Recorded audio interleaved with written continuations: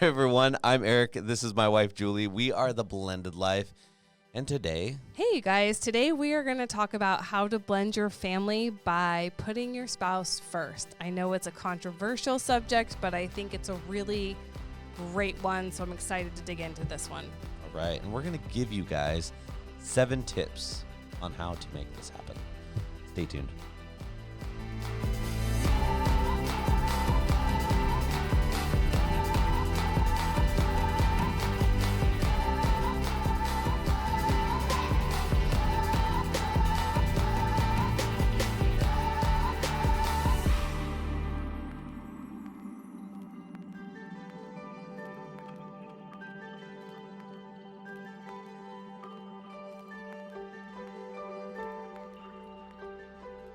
Hey guys, welcome back to another episode of Blended Life. Yeah. Let's just get into it. Let's get into it. What are we talking about? So everyone wants to know why their family is not blended, how to blend the family, all of that. Right. So we're going to assert today one perspective of how you might blend your family well is by putting your spouse first. Okay. This pisses a lot of people off Why so? because they, how many people have written in when I've said this and they're like, my kids were here before anyone else, before my husband's kids, or my wife for my wife's kids. Like, my kids were here first, and I will never put people get really angry Well, we've about had this. some serious hate mail about this because people are like, I would never treat my children like that. Like, how dare you guys treat your kids like that? And we've had some that I've had to delete. I don't delete many comments. It's got to be real offensive, and not towards us. Like, I can take offense. Yeah. But it's been offensive towards other people, and I've just had to delete some of the comments because I'm like, wow, I don't think you're a listener, because if you would listen all the way through, it's not. Well, what we're it's talking unfortunate that people who really hate this, or this triggers them in a really bad way, says a lot. Mm-hmm. Like, why are you so triggered by this? I'm like, I want to talk to you and know everything that's going on in your life. It's curious because it's not a this or that. It's not spouse or kids. Right. That's not the assertion here. By putting your spouse first doesn't mean you don't love your kids as much as you want to love your kids. No, not at all. You can love your kids as much as you're capable of. That has nothing to do with love. It has nothing to do with showing up for your kids. It doesn't mean that you push your kids aside because you put your spouse first. It means that you're protecting the nucleus of the family, which is the marriage, first and foremost. Like, that is because without the marriage, you see, said the blind guy to the but deaf dog. without the marriage, the family ceases to exist. Right. So your kids and you are attached forever, for sure. But if you don't, or are they? Because I know a lot of people that aren't attached to their kids. But what I think a lot of people don't think about when they look at it at a perspective like this, and if they're stuck in it and they aren't thinking, on a level of relationship, people aren't realizing that these are 2 different relationships. Just because you love your spouse so much and you put your spouse first to build up the family doesn't mean that you have to let down and let go and give your spouse all of the relationship love. Like, it's a totally different relationship, and it should be treated that way. And people, I think, in blended families more often than not, than any other type of family, have a lot harder time separating that. And it's like, this is all of my love, and I have to divide it up into different things, where love isn't something that needs to be divided. Love is something that can be 100% for our spouse and 100% for our kids, but looking at it as different relationships. Well, your kids have a different role in your life 100% than your spouse. Hopefully. I mean, we hear of like mini wife syndrome or No one mini likes my husband jokes. syndrome. Right. That's a real thing. Right. Which actually comes between marriages and splits families up because the child takes on the role of the spouse. And that's a real thing people deal with. And the reason that breaks up families is because your spouse is not first. Right. your kids are. And so I think it's more about honoring the role of your child, not your spouse. Right. Not your best friend, not, your child, and your spouse is your spouse. Your spouse is not your child. And a lot of marriages treat their spouse like their child. Mm-hmm. Or like you used to get mad at me because I used to talk to you like an employee. An employee. But that creates problems in marriage, We're right? coworkers, love. We are coworkers. We're peers at work. We're peers. Well, So- you're a pupil. I'm a peer. Okay. Okay. Well, so I think that is the difference is like you said, it doesn't mean you are not still your child's parent because you got married, Right. but another distinction is like you married your spouse. You did not marry your children. You did not marry your stepchildren. Your kids will all eventually grow up, God willing, and move out and live lives of their own with their own families, like their own careers, their own legacies, and you're committing to your spouse for the rest of your life. And so I think people get really offended by that too. Like, you married your spouse, not the kids. It doesn't mean the kids aren't important. It Right. doesn't mean the kids aren't taken into consideration. Goodness gracious, we live for our Great kids. balls of fire. But our kids are not our spouse, and everyone has their own roles, and that needs to be okay. Mm-hmm. Like the in-laws, the grandparents have their own roles. Right. And I think it's being really clear in your blended family what role everyone has. And you're right, like my mom, when you said about like love, when you were talking about love, something my mom always taught me. Mm-hmm. And it was really hard for me, and I'm still learning it, but she's like, love is not a pie. Right. Where there's like 8 pieces and everyone gets And a you piece. can only give so much out that it's only, a little for you and a little for you. Yeah, Right? she'd always be like, Julie, love's not a pie. So love It's a is pizza. infinite. Like, there's only more love to give. Like, Right. a child cannot have too much love. Like, if you're insecure that the kids love their step-parent, right? Mm-hmm. Like, if I was insecure that my kids love their stepmom more than me, love doesn't work like that. They can Right. love both as much as, you know what I mean? As it's much not as finite. that, well, they can love both know? as much as that relationship will allow them to. And I Yeah. think that's where a lot of the jealousy grows in, and it's something, the song, Love is Something If We Give It Away. Would you sing it for us? I don't know that song. I have no idea what you're talking about. You don't know what I'm talking about. No. Love is something if you give it away. Give it away, give it away. You'll end up having more. Give you it know? away now. Didn't we all give it sing away, give it away, wrong- give it no. away now. No. That's We're what I talking think nursery rhyme stuff here. Oh, sing it. I don't feel know like it. we could.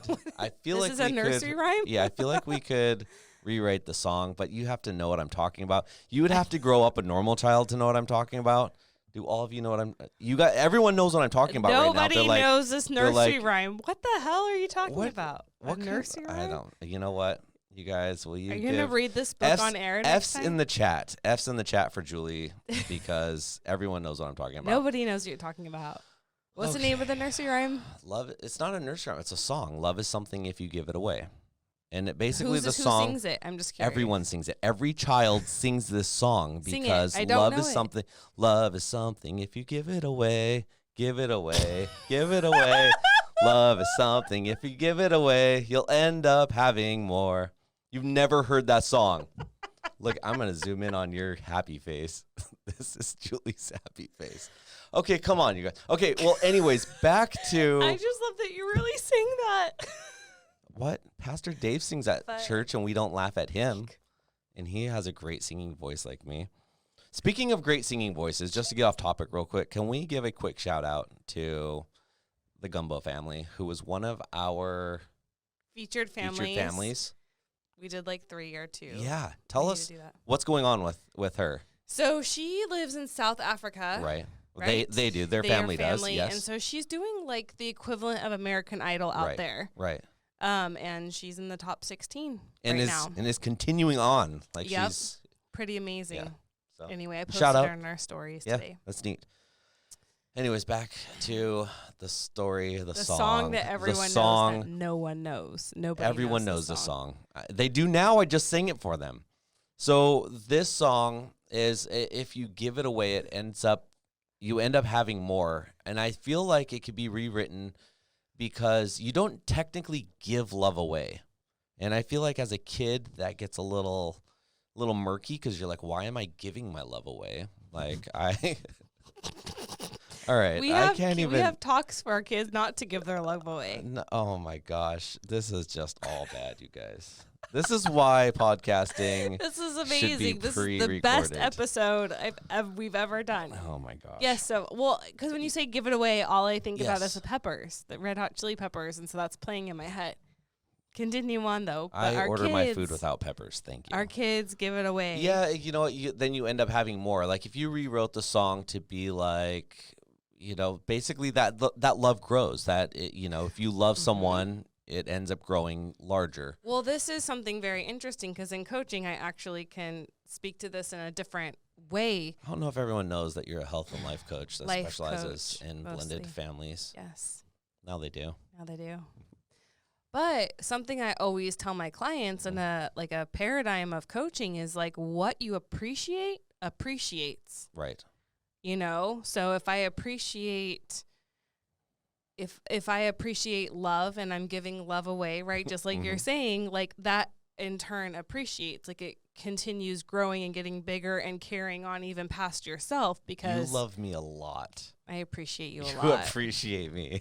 And here I go, growing and getting bigger and okay. Anyway, but that is very true. It's like where another paradigm belief, where your attention goes, your energy flows. That was a fat joke, by the way, not a sexual joke. Oh, I was totally taking it as a sexual joke. And I don't want our viewers to think that we have sex. We do not have sex. We do not. Okay, sorry. That was just a little disclaimer I threw in there. Okay. Never mind. We won't talk about yesterday. I went to the water slides. We made for our Blended Life Raw account for our Patreons. We made yesterday. You don't even remember. We made a water slide. We made a water slide video while we were out there. So, anyways. Okay. But where your attention goes, your energy flows. So if you're focused on really negative things, then your energy is going to be like super negative, and that's what you're bringing to the table. If you're focused on gratitude and you're just so grateful, then your energy will be that of gratitude, and that's what people receive. So it's like whatever you're focused on, if you're focused on giving love and you're focused on, kind of the same thing.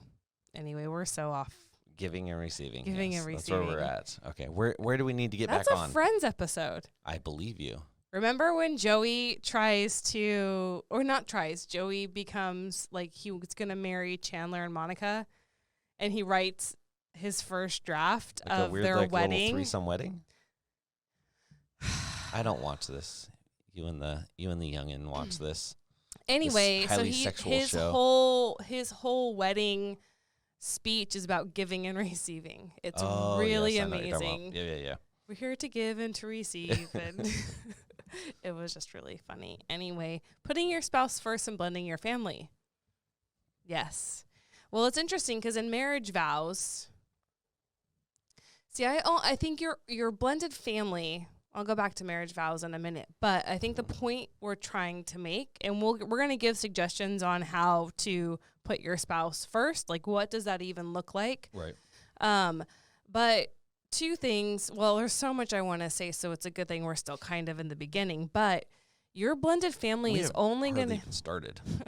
Your blended family is only going to be as connected and it's only going to be as connected, or like it's going to feel like how your marriage feels. So if you have a very connected marriage, if you're really a teammate in your marriage, then I always think of the fucking picture of all the parents on the field with their like matching jerseys for this one kid.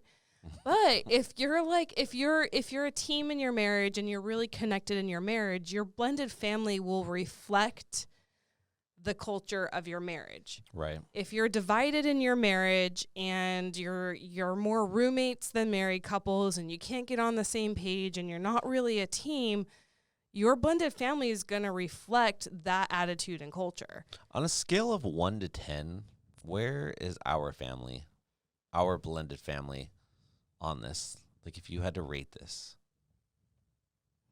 why are you so quiet? Why don't you answer your own question? No. I don't want to I'm answer the this question. Here.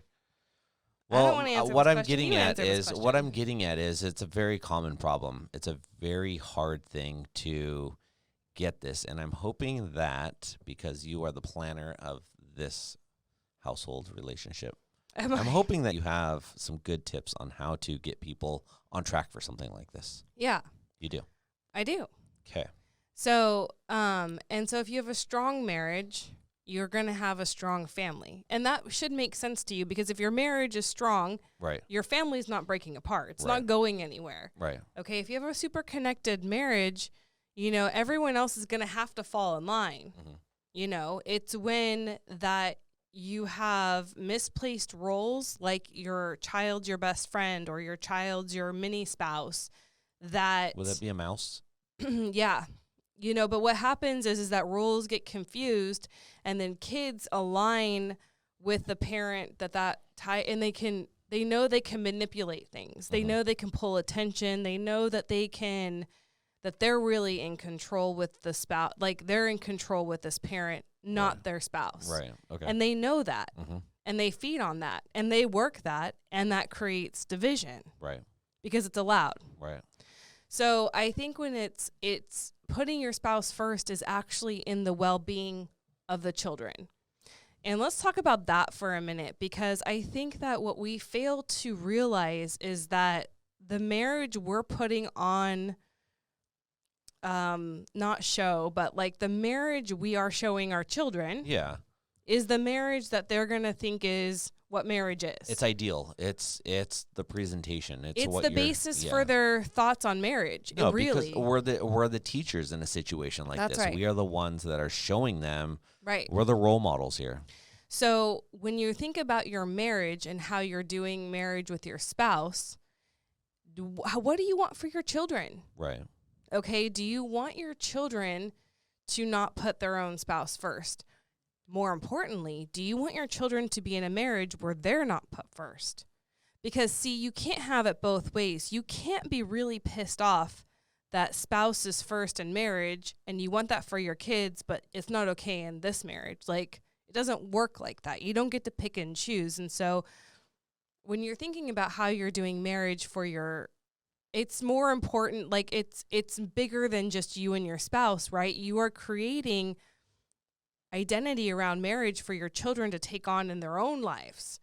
And so you have to really consider like, well, what will help you in your own marriage would be to consider, what do I want for my child as a husband or wife? You know, if daughters, do you want your daughter to go marry a man who puts her second to his career, to his friends, to his hobbies, to money? Like, it doesn't even have to be with kids, but if the culture of your marriage is that we're not putting spouse first, it doesn't matter what that is replaced with. Like I said, money, friends, kid, whatever it is, they're going to think that that's acceptable. Like, oh, well, maybe I shouldn't expect to be put first in this marriage because Right. mom wasn't put first, or dad didn't put my stepmom first, or mom didn't put my stepdad first. So maybe I have it wrong. Maybe that's how it should be. And subconsciously, they carry that with them to their own marriages. Do you know? Well, Does that yeah, make I sense? think a lot of people, like for instance, going back to our filthy write-ins that some of these people write to us, and they get so mad. People are really angry. I think People because don't- they wish well- they were being first in their marriage. Well, here's the thing. Honestly. Or either that or they were a kid that was second. And when I say second, I mean a distant second to their step-parent, and they got left behind. Now, I think it's our job as parents to show that we can be great husband, wife, spouses, and have a great relationship. But that does not mean leaving your child behind. That doesn't mean making your children a distant second that feels like 10th, 11th, not even on the podium place. You Yeah. know what I mean? it is our job to show our kids, be the role models to show them what a good marriage looks like, but also show them how to respect that marriage while also being a good parent. Yeah, it's different. 100% It's different because it is a different relationship. Yes. But if you can do that and you can be a good husband and wife team, and then you can be a good parent, that is being a well-rounded role model that shows our kids this is what it looks like. This is what it feels like. Yeah. And because we don't want our kids to think that husband and wife is everything and the kids are just peasants that don't matter. And I think that's where it gets mixed up. Well, I think let me put it like this then, because I think I agree. Like people think it's a this or that. Yes. Okay. Yes. So here's a way to look at it that might make people who are really against this perspective shift a little bit. When you're at work, okay, you go to work for a set amount of hours, okay, and your job at work is to do the tasks that you're there to do. Now, while you're at work, you're not physically with your spouse, right? You can't necessarily talk to your spouse as much as you'd like. Right. But does you being at work make your spouse not first in your life because you have a job? Like, are you not supposed to have a job because your spouse is first? No, and then your world just completely revolves around your spouse. We're not saying codependent here. Right. That's not what we're the message. Right. So if you can get in line with my spouse can be first and I can also have a job and go to work. Right. My spouse can be first and I can also have friendships. Right. No one says anything about that because we all understand that, yes, like I can go running with my friend Brooke and I can still put you first. It's not a this or that. And I don't even have to run in order to put me first. Yeah, I can have an education and a business of my own and still put you first. Right. Do you feel like I don't put you first because I have this business I'm starting and because I go to school? No, I don't feel like that at all. But this is the thing, and it's just no different with being a parent. Right. You can be an excellent parent and still put your spouse first. Right. And so maybe we need to talk about what does that mean then? Okay, I buy into that. Like the logic all makes sense as it should, because we're not saying that you should be codependent with your spouse and have nothing else. Because it makes sense and Julie said it, so it works. That doesn't. Well, I mean, logically, if you're in a healthy marriage, you can have friendships, you can go to work, you can have kids. Like, it doesn't mean because you put your spouse first that you have nothing else in life. That's called codependency. That's not what we're talking about. And that's actually usually an unhealthy situation, right? Yeah. And I think if you are codependent, your children do get left behind. Or your spouse gets left behind. Or because maybe you're codependent with your child. Yeah. And then it's like, why am I married? Or your parents, you're so dependent on your parents that you can't, and I've heard of this a lot, you can't have a relationship with your spouse because parents are in it. Parents are in it. Your mom tells you what to do. Your dad tells you what to do. That's right. You have to check in with them, and you never actually divide and go off separately with your spouse. You're still worried about what your parents think and if your dad approves, and you know there's a lot of codependency when it comes to parents as well. Yeah. And so your marriage is a great litmus test for how your blended family is doing. So if you have issues in your blended family, you don't feel like you're blended, you feel very divided, all the normal things. You feel powerless in your blended family. You feel upset. You feel frustrated. You feel like you don't have a voice. You feel unheard. You feel like you can't compete with your stepkids. And, whatever it is, look at your marriage. Look at your relationship, and it'll tell you everything you need to know about your blended family. Even we have a lot of people who live separately from their significant other with their kids right now that I talk to. And that's interesting that is such a thing. But to think that doesn't affect the culture of your family, it totally does. Right. And a lot of issues arise just based on that. So there's just, it's a good place to start. If you feel like your blended family is out of control or toxic or whatever it is. We can't blame everything on the ex. I'm so sorry. I know that's where it's the easy thing to do. Like, that's also everything's blamed on the ex. A lot of people, but so it's also, you know, it's like politics. Like, at some point in time, we have to take credit and accountability. I think accountability is what it is. Yeah. Everyone wants to put blame on someone else. Right. And it's about time we start having accountability for our actions. That's right. And what we do and what we've done. And I think a lot of marriages will get better if we take accountability. Yeah. And before they become our exes, if we take accountability while they're our spouses and we own up to problems and we own up to our shortcomings, and doesn't mean that we have to be perfect, but if we can take accountability, I feel like your spouse is going to respect you a lot more. That by taking accountability, it creates a conversation that allows issues to be worked through, and maybe if not worked through, at least understood. Yeah, well, accountability brings walls down and makes a safe place. Right. And also inspires the other person to do the same. Yeah.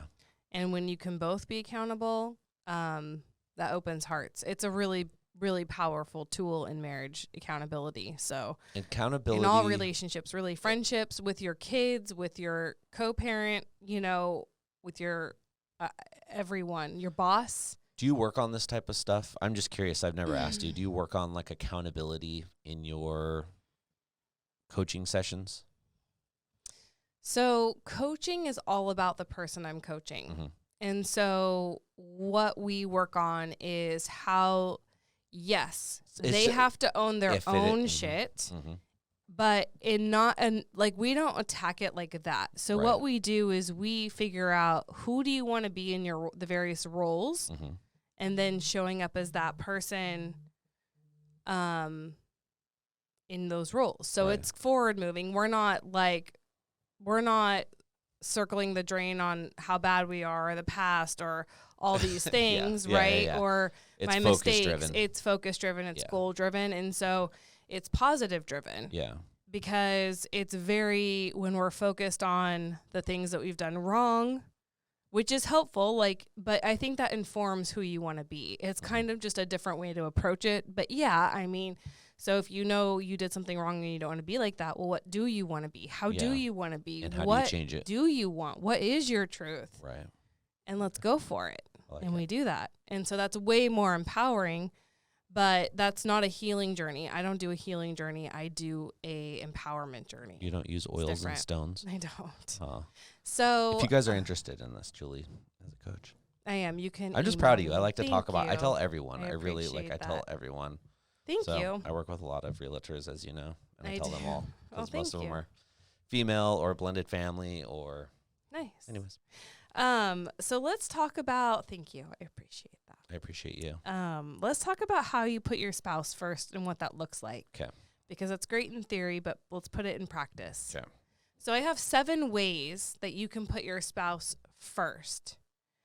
And I think that a great place to start before we hop into those 7 ways to put your spouse first is when, like, a traditional wedding vow comes from the Bible, right? It comes from Matthew 19:6, and it says, "What God has joined together, let no man put asunder." Right.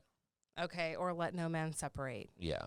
It's a very, very common line used. So what that means is you're not going to let anyone come between you and your spouse. You put your spouse first. Mm-hmm.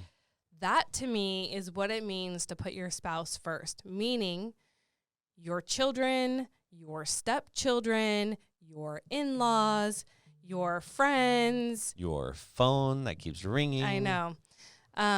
Nobody is going to get between you and your spouse and break up your marriage. Mm-hmm. Your spouse is first. Nobody will come between you and your spouse. And then people are like, well, what about me and my kids? Like, I don't want my spouse to come between me and my kids. Well, if you married a good person who loves you, why would they want that for you? Right. So know who you're marrying, and you can trust that, like, if you married a good spouse, whether they like your child or not, why would they not want you to be in a relationship with your child? Then maybe you're marrying the wrong person. Yeah, or a healthy relationship with your child. I mean, I feel like regardless, you're going to be in a relationship with their child one way or another until they are at least a certain age. But as good spouses and spousees, I feel like we want the best for our spouses and spousees and their children and their relationships. So I'm going to cut back to your angle while you sit here and text and type. Sorry, I have things happening. I bet you do. All right. Is that what happens with your health and life coach? You just get so wildly popular and have to just deal with people. This is Color Street. Oh, great. I'm not as proud of you for Color Street. I'm a lot more proud of you for your major accomplishments. Well, thank you. So 7 ways that we can put our spouse first. Okay. First is, remember when you're dating? No. No. I do not. So when you first meet someone and you like them, you're super curious about them. Okay. You know, when you're first meeting someone, you want to know their story. Like, who are you? Why do you think the way you think? What do you want in life? Where you come from? Where have you been? Where do you want to go? What do their farts smell like? Yeah. Do you think people ever like truly like that's one of their first like instinctual thoughts? Like, what does their kiss taste like? What if they have really horrible breath and like you kiss them and then, ew. You know, what are their habits? Yes. Like, I think that's a huge thing. Like, are you a smoker? Do you do recreational drugs? Do you love Jesus? Do you worship the devil? I don't know. Like, we have lots of questions. Lots. When we're dating people. Yes. Do you want more kids? Do you not?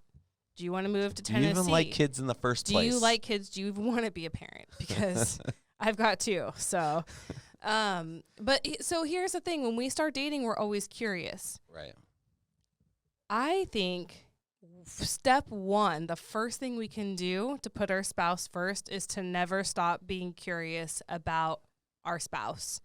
You could not ask them enough questions to know them 100% in a lifetime. Well, do you think that people change and become different people, or do you think people, because I've heard you say people are who they are and believe them when they show you, but I've also heard you say that people change and grow and, you know, keep. Yeah. If people want to change, right? Like if, like I'm on a forgiveness journey right now, which is really, really fucking hard. Okay. There it is. It's really painful. It's really hard. It's bringing up a lot of stuff I don't want to deal with, but I know I can't love in the way I want to or be the person I want to or help people that I want to unless I do this. So I'm doing it. So I think it's possible if people want to change, right? So I think it depends. Like, this is something to be curious about. Right. Like, if you don't like the way your spouse is behaving, if you don't like how they're showing up, if you think it's wrong or you wish it were different, instead of being judgmental about it and assuming that you know why they are the way they are, why they're acting the way, like, she just doesn't like my kid, and that's what, you know, maybe you ask a question. And here's the thing, what's beautiful about curiosity in relationships, first, your spouse feels known. Like, you have to know your spouse. And knowing your spouse doesn't mean that you're assuming things. Right. You know, or putting words in their mouth. Being curious. I feel like if you know your spouse, you shouldn't have to assume things. If you know your spouse, you should know things. Could never, but I think you assume you know your spouse. It's a catch-22. No, I think that you think that you've spent 1 year with your spouse and now you know everything there is to know about them. Not true. You're going to spend a lifetime with me and not know everything there is to know about me. That's just not possible. Right. So, because you are not an open book. Well, here's the thing. I think you just need to get curious instead of letting your emotions get the best of you. Or, you know, we oftentimes just think we fill in the blanks with what we think we know, or we fill in the blanks with our perceptions, and our perceptions are ours. They're not you. Like, your perception is not my truth necessarily. Do you ever like think of something that you're doing and assume my reaction? You're yes. Like, yeah. Yeah, of course. And you're it's normal. And like, that's, or I won't say something because I assume how you're going to react. You already know my reaction because you've played it out in your head, and you're like, this is the way it's going to go. And then it finally comes out, and you're like, see, I was fucking right. No, you weren't. I'm going to beep you out and just leave it on beep. You were not right. I was right. Yeah. No, but truly though. 9 times But out do of you 10 ever I'm do right. that and then it's like, dang it, that's not at all what I thought it was going to be. Or it's not as big, Rarely. or it's not as big of a deal as I thought it would be. So you just know me that well. No, You are no, just the problem with that. No, the problem with that is that you've played it up so much in your head that by the time it comes out, I'm so upset that I get the reaction I put out. So if I come at something really upset, of course I'm going to get the energy I put out is what's going to get volleyed back. So now it's a game. But that's the truth. Right? Okay. Tone, how I come at it. So the trick is to like maybe be brave and talk about things as they come instead of letting them build up, because they build up because we assume that the other person is going to react or behave in a way that we don't want to deal with. Yeah. Or we don't like, or well, I and a don't lot of want. times that behavior, that reaction is because of pattern. It's a way that it's happened so often in the past. Yeah. And again, if we talk about that type of stuff and Yeah. bring it to light, it's something that we can work on the next time something like that happens. Yeah. And so in communication, this is something that we talk about in coaching, but the best part about curiosity is you can't be genuinely curious and judgmental at the same time. My favorite thing about curiosity is it killed the cat. I don't like cats. I'm allergic to them. Curiosity is the cure for judgment. And that is a paradigm in coaching. Because when you're curious and you really want to understand something, it's judgment free. Okay. You can't be truly curious and be like, I'm already judging you, because that's not genuine curiosity. And so if we could come at our spouse, making them feel known because we're just genuinely curious instead of like assuming and projecting and all these things that we do, that is a way that you can make your spouse feel like they're first. Okay. Does that make sense? It does. It's a really, really great marriage tip for both people. I started out wanting to do this podcast for bio parents to help the step parents out. Yeah. Because I feel like step parents are So always like selfish. required to be a support. Like step parents have all the expectations, none of the power. We're required to be a support to our spouse, and we're Or like just- entitled only, but we or don't just really, required to swallow sand because that's what step parents have to or do. other things. But Or other we things. won't talk about that. We won't, because stones hurt. So I wanted to give this episode to the bio parents, how they could help their spouse, the step parent, feel more supported and feel like a teammate instead of feeling like they're defeated and depleted. But what I realized as I was preparing for this episode is really it's about marriage, and both parties, if they acted this way, there'd be You're no saying badness. both parties, bio or Step parent. Yeah, it doesn't matter. It doesn't matter. Like Yeah. it's good for everyone. Okay. So, second thing is to actually see your spouse. So first step is to know them, be curious, get rid of judgment, ask questions, stop projecting and assuming. The second thing you can do to make your spouse feel significant, put your spouse first, is see them. Take a picture, it'll last longer. Yeah. So again, it kind of goes with like, we don't even see our spouse. We're inserting our assumptions and perceptions, and that's how we see them. We see them through the lens of what we think about them. Does that make sense? Yeah. And so we get clouded, and we don't actually see our spouse's intentions. We don't see them for the woman we loved or the man that we fell in love with. Like, we just see them through the lens of frustration and the lens of their shortcomings and how they're wronging us and whatever issues we have, and we don't really see them. We don't take the time to see what they're doing. We don't really take the time to see and appreciate how they are showing up, the efforts they are putting in. We don't see them. Does that make sense? 100%. And so I think that's a really important thing for number 2. Number 3, honor your spouse. What do you mean by honor? So you might not agree Mm-hmm. with something that's really important to your spouse. So if something's super important to you. Give me an example. What's super important to me that's not so important to you? I just want to hear what you come up with. I don't know. Okay. Well, I mean, I could think, I don't Ice cream. We're going to say ice cream. know, but like, if something's super, super important to me, Mm-hmm. like super important to me and you could give a shit, Okay. let me have it. Okay. You know what I'm trying to say? And Right. vice versa. If something's like a rule, like a boundary or a rule in the house with the kids, lights on or off. Yeah.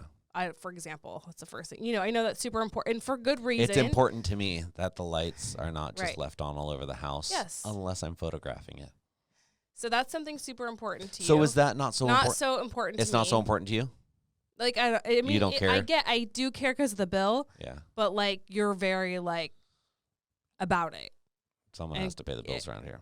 So, but my point is, it could be anything. We'll just use that as an example. Mhm. So then I back you on it. Like, Right. I'm not going to get into a fight with you. Like, I'm just going to, like, yes, if that's really important to you, I am Mhm. on your team. Fine. Right. You know what I mean? And so I think that it is honoring your spouse is letting them have, especially the things that you don't really care about and they really do. Mm-hmm. If you don't really agree with a rule in the house, or, you know, it doesn't really matter to you that someone's friend stays for a week straight, but your spouse isn't about it. Did you like, give it to me? You gave it to Buddy. But you know what I mean? Like, or whatever. Or if it doesn't really matter that the kid parks their car someplace on the street, Right. like, I don't care if he parks in front of someone's house. You're like, that's probably not okay. So we change it. You know what I'm trying to say? Just because I saw the neighbors looking at the car, like. But that's okay. Like, fine. It doesn't, like, I don't care either way. Right. You know what I mean? Yeah. But I know that this particular kid likes structure, so let's just give him a spot that he knows he can park in, and that's good for everyone. Okay. But it's just kind of like, I think we get into a fight because we can. We get into, like, this power struggle Mm-hmm. because we can. Mm-hmm. And it's kind of like, just honor your spouse's wishes, right? Well, what I see it becoming too is a lot of times if you don't just give it to them, a lot of times it becomes tit for tat. And all the time. Yeah, but you know what I mean? And Sometimes all the time. yeah, 60% of the time it's all the time.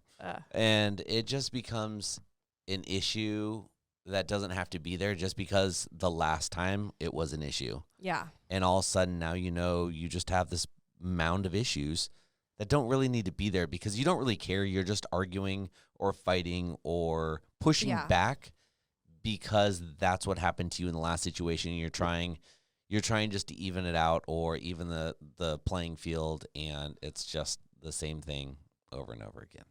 Yep. It is true. And I think that when you give, you get. Like we were talking about at the very beginning of this podcast. So if I want to get my way, sometimes I'm going to have to give. Mm-hmm. You know what I'm trying to say? Because if I give, then you don't give to get, but you can't expect that somebody's going to honor you if you're not honoring them. It's a two-way street. Well, and then also you can't be mad if all of a sudden like the other person who's been giving the whole time and you've never been giving just stops. And you're like, well, what the heck? You know what I mean? I was really enjoying the giving part. Yeah, it's just a selfish way of living that lives Yeah. within a lot of us. So know your spouse, see your spouse, honor your spouse. This doesn't mean you don't do this with the kids. It just means your spouse We're just is the first focusing person. on the spouses right now. But this is how you create a great relationship in your marriage that your blended family blends. For sure. Prioritize your spouse. So I think we have no problem prioritizing our kids. We're conditioned to from the day they're born. They cannot live without us. We have to because who else is going to? Because we have to breastfeed them. Because we have to change them. Because we have to wake up with them in the middle of the night. Yes. Because they will die without parents. Literally, like babies aren't born capable of survival on their own. So prioritizing our kids isn't the issue. And nobody's saying that you don't prioritize your kids, but I think in blended family marriages specifically, because most times you didn't create these kids together. In blended family marriages specifically, I think spouses are lacking in being a priority. So, and that's kind of like up to you and your spouse is what does that look like? Do I want date night once a week? Do I want date night once a month? Do we go on vacation once a year, once every other year, once every 5 years? Like, do we talk 30 minutes a day? Like, what does it look like where your spouse is going to feel like they are a priority, not the only priority, but that your spouse is a priority to you? Are you leaving them little notes around the house? You know, are you thinking of them when you're at the store and buying them a drink they like? Or chocolate. or chocolate if they want chocolate. He loves chocolate. I don't like chocolate. Milk chocolate. Weird? So I think it's making your spouse feel like they're a priority. And that also, listen, if your spouse deals with jealousy issues with you and the kids, making them a priority will negate that. It will help that. It will calm them down. But what ends up happening is we do get so wrapped up in our children, naturally so. Well, a lot of people just really want to be excellent parents. Either Or they they're didn't have guilty and they're making up for something. That's it. Or they didn't have good parents to begin with, and they want to be different this time and break the cycle. Or they just care. Like, I've always cared about being such a good parent, because like we just talked about, no one else is going to do this, So it's very important. But that's only one piece of this puzzle when it comes to family. Well, and here's the deal. If you really want to put your child first, don't get married. Well, you're saying if you want them to be like if you want your kid to be number one and not have to consider anyone else and not have to answer to anyone else and not have to prioritize anyone else, Dr. Laura would tell you to go live with you and your kids until your kids are 18 out of the house, and then you start dating and get married. I think this is the reason she says that, because there's a struggle there, right? There's a struggle with you want to be the best parent and you want to give all to them, but you are being irresponsible as a husband or wife if you're not prioritizing your marriage. But look at this. If you prioritized your child so much like that's all your relationship Lots of people was. do this. But then you say until they're 18 and move out, like, I don't think they're going to move out at 18. I don't think that is going to be in like we just talked about, that selfish way of living, the giving, and not receiving. I think that's what you're going to start to feel, because at some point in time, your kids are going to be so conditioned to receiving, and not so much giving, that this is going to be a very broken relationship at the end of the day. Yeah. It will be a broken relationship at the end of the day. It's an unhealthy, anyway. There's just no balance to it. But I think that is a choice you make. So if you're somebody who's like, because that's your choice as a parent, how you parent. It's my prerogative. Yeah, but if you don't want to be married and have the responsibility to put your spouse first, like, maybe you need to rethink getting married. Like, you can go date and have sex and not be married. You can go meet somebody who wants nothing serious. There are plenty of people who want nothing serious. Marriage is serious. Marriage is choosing to put someone before anyone else. Like, that is the thing. And if that's not the thing you want, then don't do it. Don't enter into it, because you're going to enter into it and then it's going to be one of the 70% of marriages that fail in blended families. Because it's hard, because it is choosing your spouse, because it is prioritizing your spouse, because if you and your spouse are not good, the family's not good. And that's the reality of the situation. And so I also want to talk about, when we talk about prioritizing your spouse, it is considering your spouse in all decisions. And it is asking them. So considering your spouse doesn't mean that it changes everything. Like, maybe you consider your spouse and nothing changes. Maybe you're going to follow through, but you consider your spouse, you ask your spouse. You don't live like, I just have carte blanche power and like our family is going to look different and change, without even considering or having a conversation with your spouse first. Like, if the dynamics of your blended family change, like, say my kids moved full time with their dad, and that was a thing that was going to happen. And because that would really affect me. Mm-hmm. Like, could you imagine if I never saw my kids again? I can't imagine what happens if you go a full week without seeing your kids. But like, it would change how I show up in our marriage. Mm-hmm. And so I would know that. And so we would have that conversation, like, before a dynamic change in our blended family, like, how do you feel about this? Like, I'm going to consider you. Like, even if I cannot change the outcome, mm-hmm. like, we need to discuss how this changes our marriage. Like, we need to honor our marriage enough to have a conversation on what this looks like, mm-hmm. and what this is going to mean.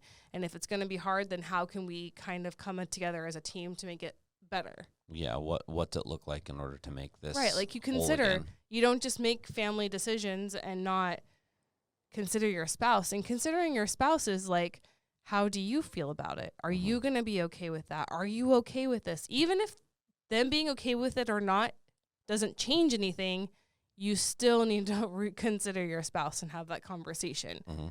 And that's how they're going to feel loved. You know what I'm trying to say? Okay. Respect your spouse.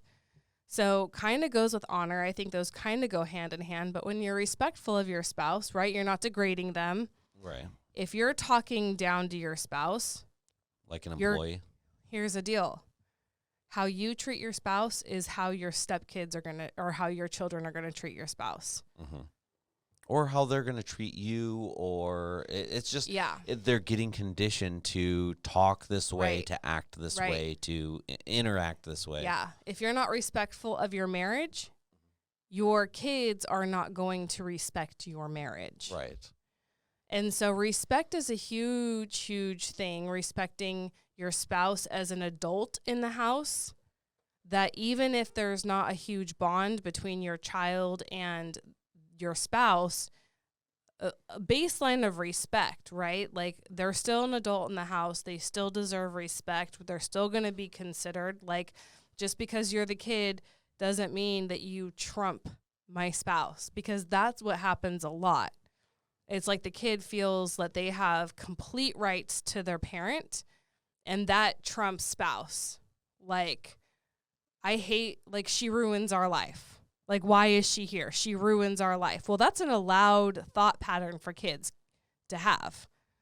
You know, oh, I know. Well, it's okay. Well, that's not being respectful to your spouse. Like, you stop that. You stop that immediately. You put them in their place, and you remind them all the good that she does, or the quality of life that they bring to the table. Or you know what? It's my choice. I love her, period. Like, I don't have to validate my decisions to marry someone. Yeah, especially to you, you little rugrat. Well, yeah, like, you're a kid, you're a child. And what happens is we give these children so much rule over, like, their opinions. They have power.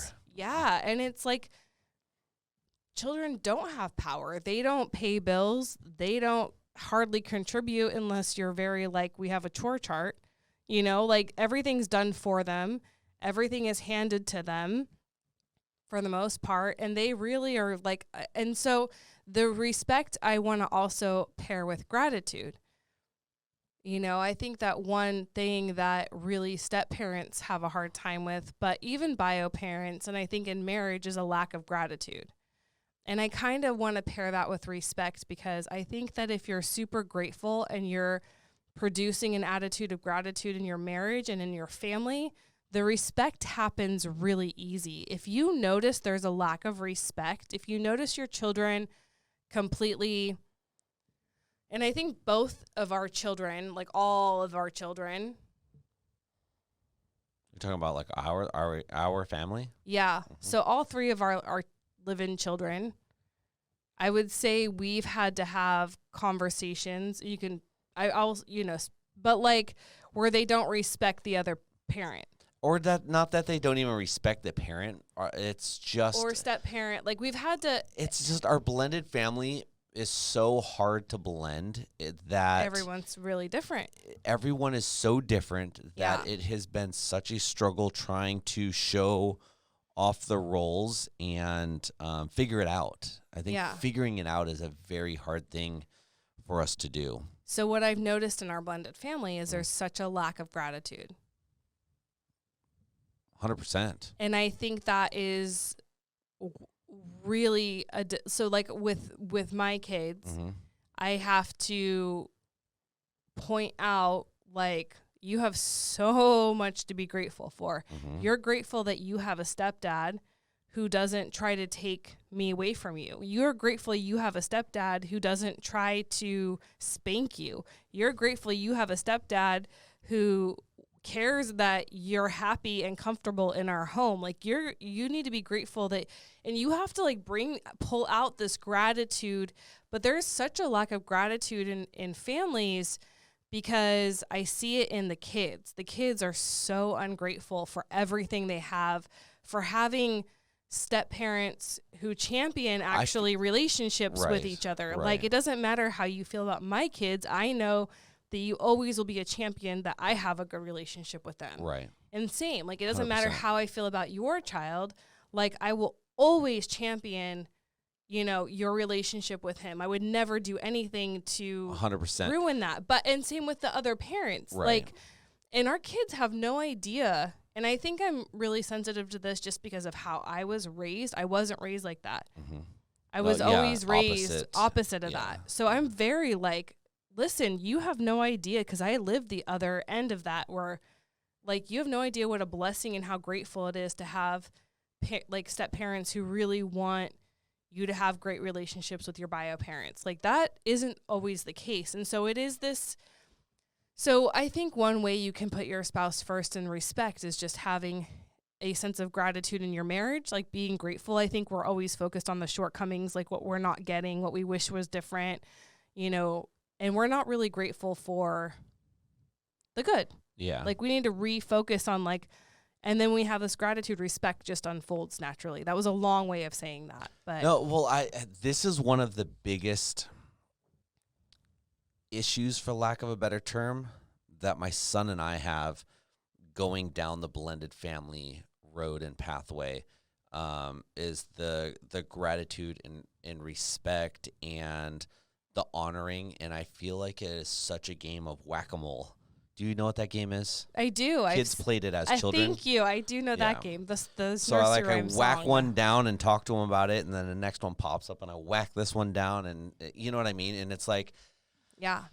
Gosh, I feel like we could do a podcast completely on this topic. We could do it next week. We could, but the problem is I don't feel like I'm an expert at it. I feel like I try so hard to combat this and counteract this, and it is such a hard thing that, I mean, I could tell you all the things and all the examples and everything that I do, but I find myself telling him, like, man, you are being such a spoiled brat right now, and you have no idea how good you have it. And I'm talking, I mean, there's 1,000 things.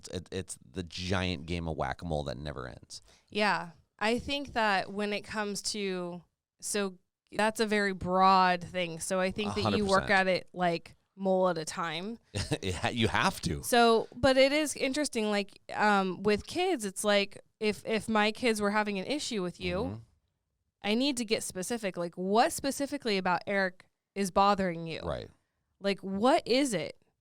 Like, you know, like specifically, because I don't deal with like generalizations. Like that's not helpful because it's a cop out, and because it's not real. It's not nothing, real. Yeah. And if they can't speak, then they're just being a teenager. Yeah. Ew. I know. Likes teenagers. His mom I don't like texted me earlier, teenagers. like, I tried talking to him, seeing what he needed for school today, and he won't give me any issues, and he seems upset about something. I said, well, I haven't been home. He just woke up, and I'm pretty sure he's just being a teenager. That's my daughter. She came home today, and she walked in the house, and I'm all, are you okay? She's like, I'm tired. Yeah. I was like, okay, I'll talk to you later. Bye. Well, okay, so one of the greatest things about having teenagers is there's great things? Yeah, they just sleep. They just want to leave you alone. No, oh my gosh. Anyway, okay, we got to get through this. All right. Okay. I think so we've talked about being curious, right? See your spouse, honor your spouse, prioritize your spouse, respect your spouse, trust your spouse. Mm-hmm. So what that means to me in this situation is trust. You married this person, so they must be a good person. I can't help you if you married a shit person. Do you feel like I tell you, like, why don't you just trust me? Do you feel like I tell you that a lot? No. I feel like I Do tell you. you think that a lot? You must like think that a lot. I feel like I tell you a lot. Like, why No. why would you just assume that? Like, just trust that. I don't ever feel like you tell me that. I literally just told you that like 2 or 3 days ago. I don't 2 days listen ago. to you. Apparently. Just kidding. We're going to start down this path. You know. But trusting your spouse's intentions specifically, like trusting that your spouse is well-intentioned. You might not like a behavior. You might not like their attitude, but maybe they're just coping with something, but the outcome is well-intentioned. Like maybe they're having to swallow sand, or they don't like something, but they're not making it an issue for the greater good. And they have a positive intention. you know what I'm trying to say? Like, I think if you married a good person, you can trust that their intentions are They're always good. well-intentioned and pointed towards you positively. And that softens your heart towards your spouse, especially when you're really angry about something or you don't understand why they're acting this way or I wish things were different. Well, if you're not curious, you don't really know. And then two, like, you're not trusting their intentions. Like, maybe they're choosing the best of two evils. You know, one way is getting really mad and angry. The other way is just being quiet. Maybe this is the best option they have at their disposal in this moment. You know what I'm trying to say? And the last one, well, is empathy and compassion. This is one thing I would say is hardest in our marriage for me. Is a lack of empathy or compassion. So I think I think it's really hard on both ends. I wouldn't say that it's just I feel like you have none for me. I would say that I try to put myself in your shoes often. Like, you know how you say, like, sometimes you're just in the middle. Yeah. And I feel like I get that, but I try to not make you feel like that and you don't like the way, so like how I'm trying to make you feel not in the middle doesn't work, but like that's my intention. So I don't put pressure on you. I don't try to like take your attention. I don't try to ask too much of you. I don't try to insert myself. I give you your space, but that's well-intentioned, but it doesn't work. But my thing is you're still in the middle. So, well, a lot of times it feels like, it almost feels like a cop-out. It feels like a way of getting out of it and being like, well, I don't care, you know, what you do or what you say or how this goes or what this situation ends up like. And it's like, it's almost a cop-out, like where it's like, well, that's not really how we become partners. That's not how we are a team. That if you if you remove yourself, it's like this game is getting really hard. We're in championship finals and we're playing down, and you're like, man, I'm just not that good at playing. Well, I don't think I cop out, but I think that what I do, or I don't think I duck out of the game, but what I do think is like your decision. So you make the call of how this is played. I don't leave the game, but at some point I'm like, yeah, your call. Yeah, but when it comes down to some of those situations, it's like you need a teammate there. You need a partner who's willing to make the hard calls with you. Right. And so this is something, well, okay, but can we get back? Okay, we'll finish this. We can do whatever you would like. We're going to go way over. This is a really long episode. Sorry, because we still have a question. And I have no idea where our Blended Life Raw is because someone turned it off because of other phone calls. Sorry. So it doesn't even matter. It's a cute picture of your kids. So it is, so something that really a lot of families have a hard time with, and there's articles upon articles written about this, is like different parenting styles. And so how do you make your marriage work with such different parenting styles? Well, the thing is to avoid the parenting piece, because when you have genuinely different parenting styles and you guys are raising your kids very different than the way me and my ex are raising my kids, and we're just not going to see eye to eye, somebody has to make a call, because when there's genuinely so many cooks in the kitchen and everyone is so polarized and different, what I believe is right for my kids, you're like, this is not right for my kid. And I don't know how you compromise. There isn't. So what do you do then? Someone has to make a call. Like, I have to. You're the bio parent. I respect that you're the bio parent, and I'm here to support you. So your call, and I'm not going to create issues. Like, how I love you is I'm not going to affect our marriage. Like, I'm not going to be mad at you. I'm not going to create issues, but like, I wouldn't do that. But why am I going to fight with you over that? Like, it's not going to change anything, especially because it's not just you. You have an ex that you're parenting with. I don't get it. Like, am I going to say something and you both are going to be like, oh, Julie, you're right. We're definitely going to do it this way. Right. But I feel like if you disagree with your spouse, though, that you should give input and plead your side of the case, because because there's been times that you've done stuff like that. We don't have a lot of situations like that, but there's been times where you've given me your input when I have been totally different on something. And I'm like, I see that way. And like, that's a good perspective. I didn't think about it like that. Interesting. And so I feel like as a spouse, as a partner, as a teammate, you're your input is valued. Your input is a credible, valued part of this story in getting where we want to be. Yeah. I mean, if it's asked for, I think I think the day you say I do, it's asked for. I don't think everyone would agree with that. Really? Yeah. Why? Otherwise, why marry this person if you don't want their opinion? Well, this is the hard part of marriage. I mean, it's hard. It's hard when the expectation is to keep putting yourself in front of a moving train. Yeah. Well, better learn to jump or lay down. No, like why? Like because that's what it feels like. And at some point that's like, this is the empathy part, right? Like I'm trying to tell you how it feels and you're like, fuck you, do it this way, I don't care. That's not being empathetic. Instead of you being like, oh, like that would really suck to be put in front of a train and feel like that. Really like I see you. This button. But see, the empathy part in marriage is really lacking. Like you don't ever have to worry about not seeing your kid. You have no idea what it's like.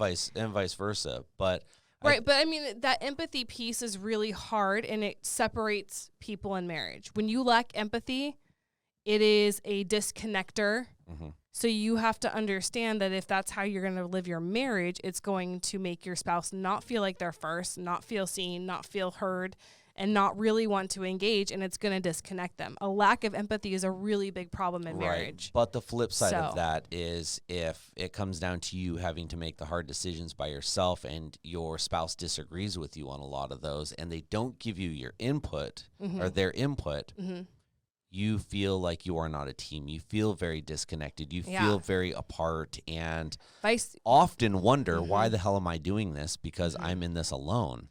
Right, but you don't feel like a teammate when you give your opinion and it's not taken. Yeah, or disregarded or dismissed. Like, oh well, I guess it's no one feels like a teammate. But both if someone ways. Exactly. So that's where you have to learn how to both give input and listen. You know, it's a give and take situation. There's push and pull, and it's about figuring out that dynamic.